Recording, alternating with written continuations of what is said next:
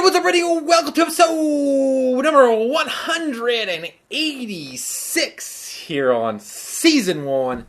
And today we are getting into what's up with Stash Coach. So, Stash Coach was recently launched and announced during the last Stash live stream that Stash, the company, does on their Facebook page.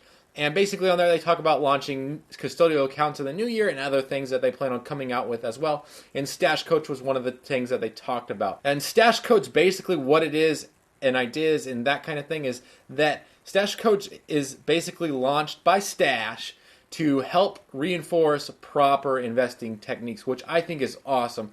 A lot of people struggle with this, and I think that this idea, the Stash Coach idea, is a great way to help reinforce those proper investing techniques. I believe that Stash Coach is a great idea if you're a beginning investor or intermediate investor, which is, I believe, why they came out with it. And it's for that investor who needs help staying on track or just starting off in general. If you're you already got the principles down and you're making those auto stashes or whatever it may be, and not pulling out money, putting money in, pulling money out, putting money in, that kind of thing, then I think it's not really that helpful for you, besides just looking at it and being like, hey, I got a great score on this thing. By the way, quick caveat, 4K camera up and running. Tomorrow I should be having 4K all around. We're just going to try to still figure that out, but it's awesome. Super stoked, got the new camera today. But basically Stash Coach is a points-based system that you get rewarded points for each activity or achievement that you unlock or do, and that points is is basically a certain amount of points for each activity or achievement. It's basically making a game out of investing, which I think is awesome for millennials. We love games. We love to get rewarded for our little actions that we do, and so on and so forth. So I think that it's a great way to help millennials especially stay on task with investing. This week they did a soft release for Android. They I think released it to about 20% of Android, and then they are now continuing to release it to the rest of the Android users, and next week they do plan on releasing that with the Apple iOS store. So sorry Apple, you're a little bit behind the curve, but it's okay, you'll get it next week. But let's go ahead and look at my account. So on here, scroll down a little bit. Right here it is, introducing Stash Coach. We'll go ahead and look at that in just a second. By the way, quick point out, learn how others invest. That's one of the moderator groups that I help moderate. And we do live streams on there once a week, every Tuesday. So make sure to check us out. Feel free to jump in and add that group on Facebook. But let's go ahead and check out the Stash Coach. So on here I have 140 points out of 150, which I do say so myself. I think I should have 150 points. I am literally the coach.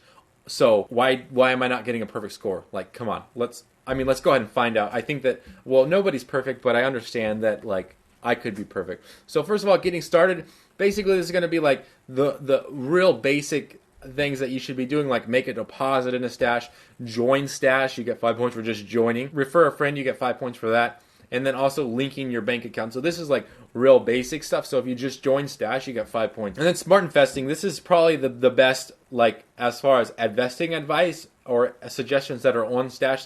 This is where I would spend a lot of my time. So becoming an investor, basically invest into an ETF is what you get 10 points for doing. Own your own mix. So there's the conservative, aggressive, and moderate mix. Basically whatever they recommend, just buy some of that ETF and you get 15 points for that.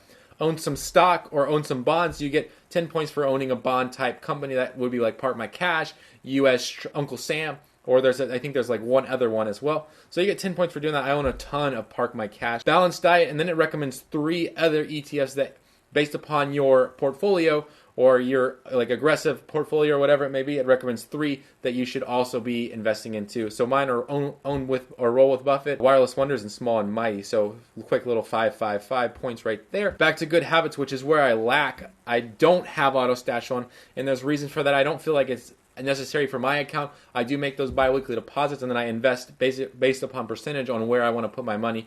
And so for me, the way that I operate my portfolio, it doesn't make sense for me to have auto stash on, and obviously that's where I lack. Sorry, Coach is not perfect. Pure patience, basically I haven't made a withdrawal in the past month. And then I have a rock solid, I haven't sold in the past month, which I have sold ETFs, but I haven't cashed that out. and I've just reinvested it. So I think that's what they were actually getting at, is that I haven't sold and then pulled out. I don't necessarily know if that's exactly what they were getting at, but let's go ahead and look at the hot streak. So I've made 4 deposits in the last 3 months. Like I said, I do make bi-weekly deposits, $20 a month. I haven't withdrawn in the past 3 months, and then I've also had a trailblazer where I've made 12 deposits in the last 6 months. I've been doing this for almost a year and a half now on Stash.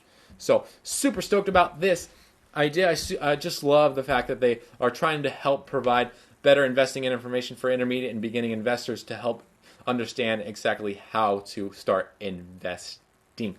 But let's go ahead and dive into the question of the day, which is there someone you wish to teach a lesson and still haven't? So yes, of course, there's people that always, do wrong or whatever it is that hurts you unintentionally or even intentionally, that you're like, I'm out to get them.